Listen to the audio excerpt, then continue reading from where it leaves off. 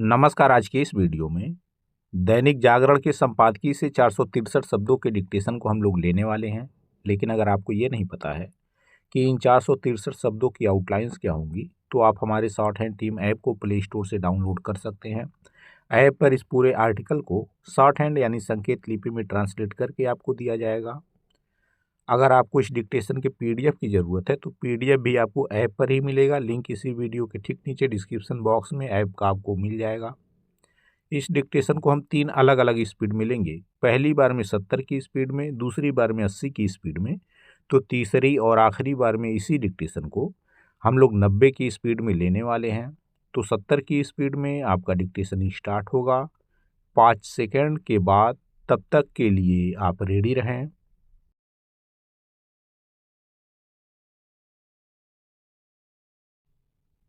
Start.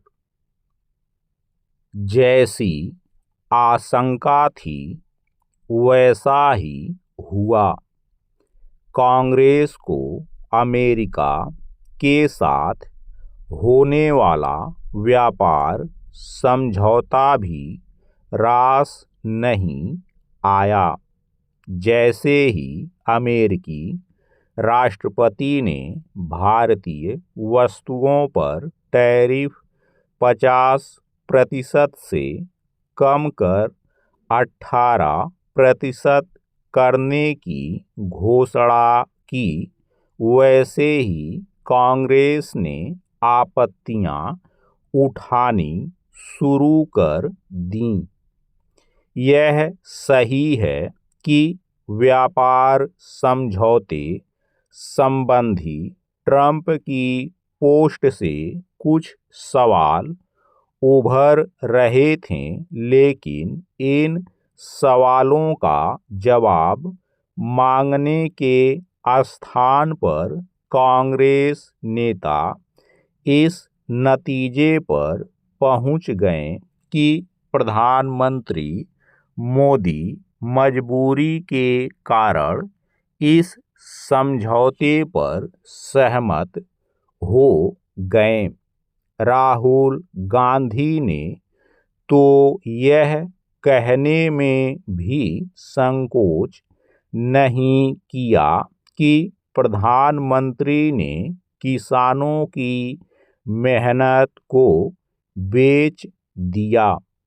Congress को इस समझौते को लेकर बनी सहमति पर आपत्ति उठाने की इतनी जल्दी थी कि उसने ना तो यह देखा कि अमेरिकी राष्ट्रपति की पोस्ट पर भारतीय प्रधानमंत्री की पोस्ट क्या कह रही है, और ना ही वाणिज्य मंत्री के जवाब की प्रतीक्षा की।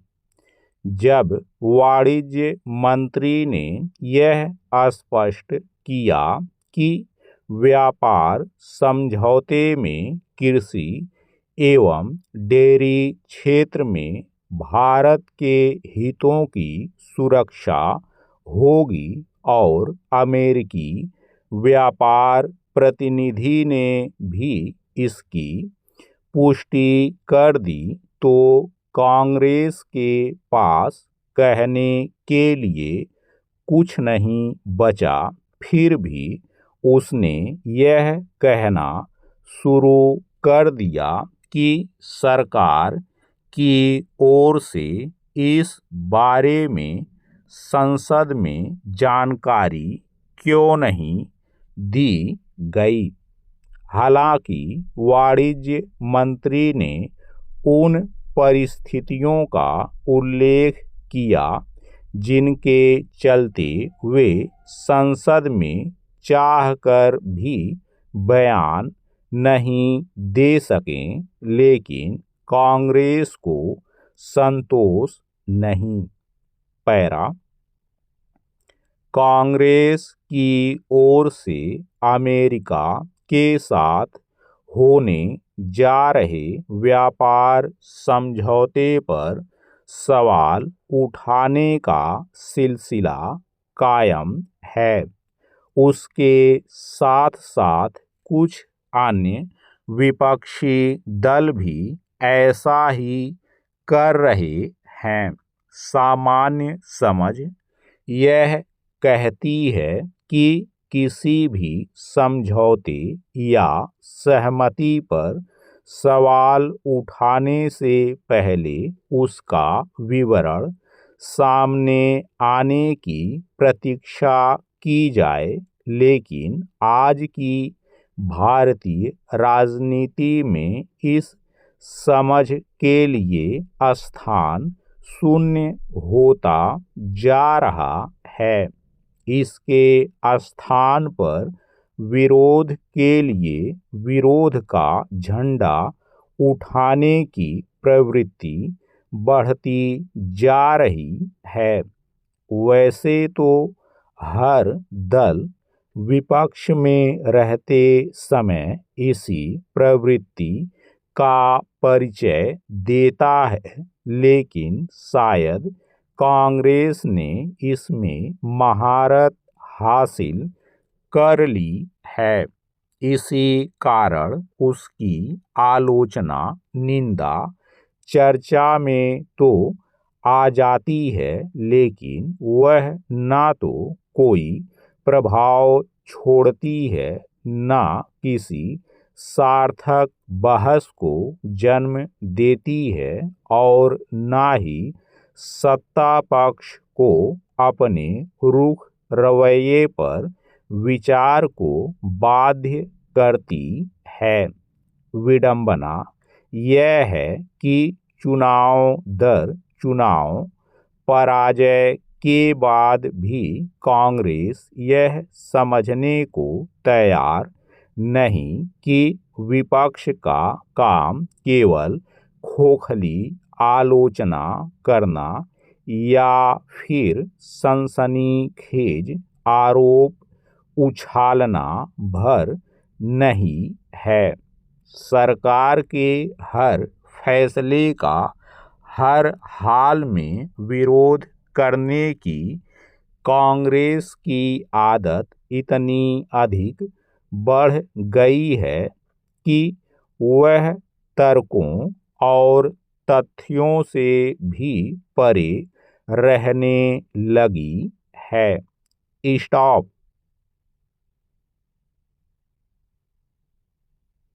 दोस्तों, इसी डिक्टेशन को दूसरी बार में हम लोग 80 की स्पीड में लेंगे और आपका समय स्टार्ट होगा 5 सेकंड के बाद। तब तक के लिए आप रेडी रहें।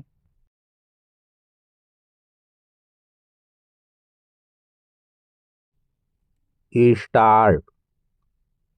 जैसी आशंका थी वैसा ही हुआ। कांग्रेस को अमेरिका के साथ होने वाला व्यापार समझौता भी रास नहीं आया।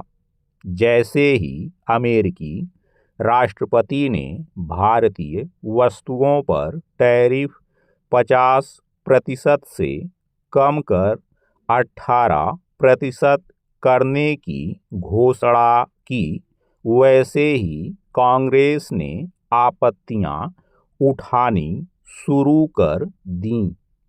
यह सही है कि व्यापार समझौते संबंधी ट्रंप की पोस्ट से कुछ सवाल उभर रहे थे, लेकिन इन सवालों का जवाब मांगने के स्थान पर कांग्रेस नेता इस नतीजे पर पहुंच गए कि प्रधानमंत्री मोदी मजबूरी के कारण इस समझौते पर सहमत हो गए। राहुल गांधी ने तो यह कहने में भी संकोच नहीं किया कि प्रधानमंत्री ने किसानों की मेहनत को बेच दिया। कांग्रेस को इस समझौते को लेकर बनी सहमति पर आपत्ति उठाने की इतनी जल्दी थी कि उसने ना तो यह देखा कि अमेरिकी राष्ट्रपति की पोस्ट पर भारतीय प्रधानमंत्री की पोस्ट क्या कह रही है और ना ही वाणिज्य मंत्री के जवाब की प्रतीक्षा की। जब वाणिज्य मंत्री ने यह स्पष्ट किया कि व्यापार समझौते में कृषि एवं डेयरी क्षेत्र में भारत के हितों की सुरक्षा होगी और अमेरिकी व्यापार प्रतिनिधि ने भी इसकी पुष्टि कर दी, तो कांग्रेस के पास कहने के लिए कुछ नहीं बचा। फिर भी उसने यह कहना शुरू कर दिया कि सरकार की ओर से इस बारे में संसद में जानकारी क्यों नहीं दी गई। हालांकि वाणिज्य मंत्री ने उन परिस्थितियों का उल्लेख किया जिनके चलते वे संसद में चाहकर भी बयान नहीं दे सकें, लेकिन कांग्रेस को संतोष नहीं। पैरा कांग्रेस की ओर से अमेरिका के साथ होने जा रहे व्यापार समझौते पर सवाल उठाने का सिलसिला कायम है। उसके साथ साथ कुछ अन्य विपक्षी दल भी ऐसा ही कर रहे हैं। सामान्य समझ यह कहती है कि किसी भी समझौते या सहमति पर सवाल उठाने से पहले उसका विवरण सामने आने की प्रतीक्षा की जाए, लेकिन आज की भारतीय राजनीति में इस समझ के लिए स्थान शून्य होता जा रहा है। इसके स्थान पर विरोध के लिए विरोध का झंडा उठाने की प्रवृत्ति बढ़ती जा रही है। वैसे तो हर दल विपक्ष में रहते समय इसी प्रवृत्ति का परिचय देता है, लेकिन शायद कांग्रेस ने इसमें महारत हासिल कर ली है। इसी कारण उसकी आलोचना, निंदा चर्चा में तो आ जाती है, लेकिन वह ना तो कोई प्रभाव छोड़ती है, ना किसी सार्थक बहस को जन्म देती है और ना ही सत्ता पक्ष को अपने रुख रवैये पर विचार को बाध्य करती है। विडंबना यह है कि चुनाव दर चुनाव पराजय के बाद भी कांग्रेस यह समझने को तैयार नहीं कि विपक्ष का काम केवल खोखली आलोचना करना या फिर सनसनीखेज आरोप उछालना भर नहीं है। सरकार के हर फैसले का हर हाल में विरोध करने की कांग्रेस की आदत इतनी अधिक बढ़ गई है कि वह तर्कों और तथ्यों से भी परे रहने लगी है। स्टॉप। दोस्तों, इसी डिक्टेशन को तीसरी और आखिरी बार में हम लोग 90 की स्पीड में लेंगे और आपका समय स्टार्ट होगा 5 सेकंड के बाद। तब तक के लिए आप रेडी रहें।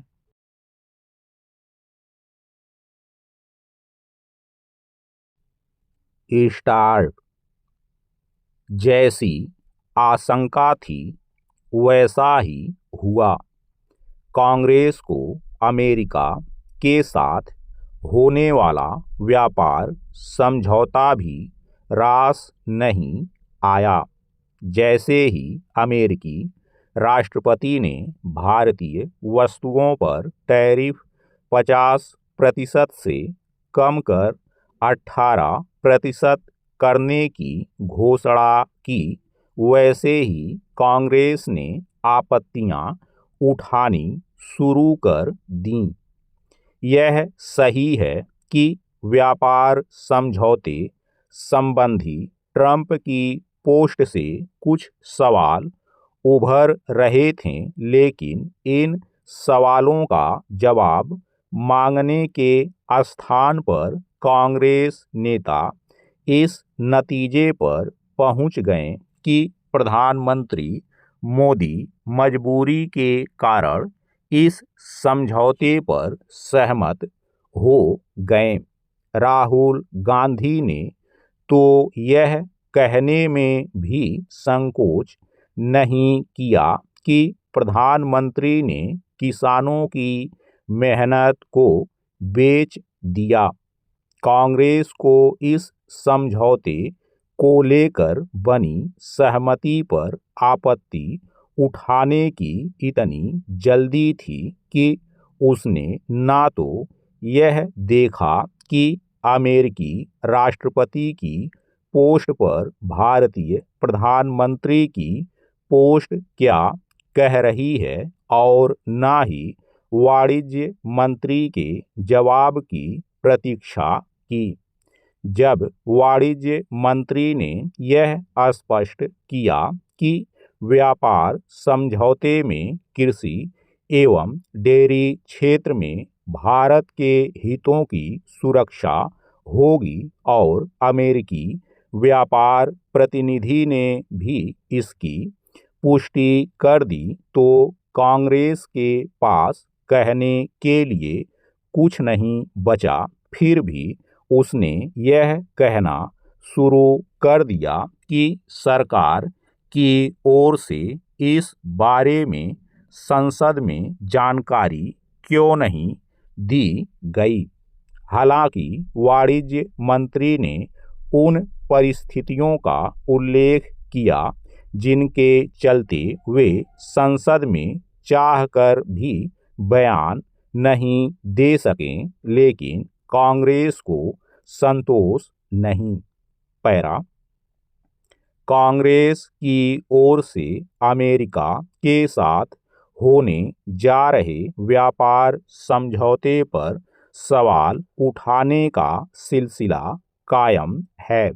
उसके साथ साथ कुछ अन्य विपक्षी दल भी ऐसा ही कर रहे हैं। सामान्य समझ यह कहती है कि किसी भी समझौते या सहमति पर सवाल उठाने से पहले उसका विवरण सामने आने की प्रतीक्षा की जाए, लेकिन आज की भारतीय राजनीति में इस समझ के लिए स्थान शून्य होता जा रहा है। इसके स्थान पर विरोध के लिए विरोध का झंडा उठाने की प्रवृत्ति बढ़ती जा रही है। वैसे तो हर दल विपक्ष में रहते समय इसी प्रवृत्ति का परिचय देता है, लेकिन शायद कांग्रेस ने इसमें महारत हासिल कर ली है। इसी कारण उसकी आलोचना, निंदा चर्चा में तो आ जाती है, लेकिन वह ना तो कोई प्रभाव छोड़ती है, ना किसी सार्थक बहस को जन्म देती है और ना ही सत्ता पक्ष को अपने रुख रवैये पर विचार को बाध्य करती है। विडंबना यह है कि चुनाव दर चुनाव पराजय के बाद भी कांग्रेस यह समझने को तैयार नहीं कि विपक्ष का काम केवल खोखली आलोचना करना या फिर सनसनीखेज आरोप उछालना भर नहीं है। सरकार के हर फैसले का हर हाल में विरोध करने की कांग्रेस की आदत इतनी अधिक बढ़ गई है कि वह तर्कों और तथ्यों से भी परे रहने लगी है। स्टॉप।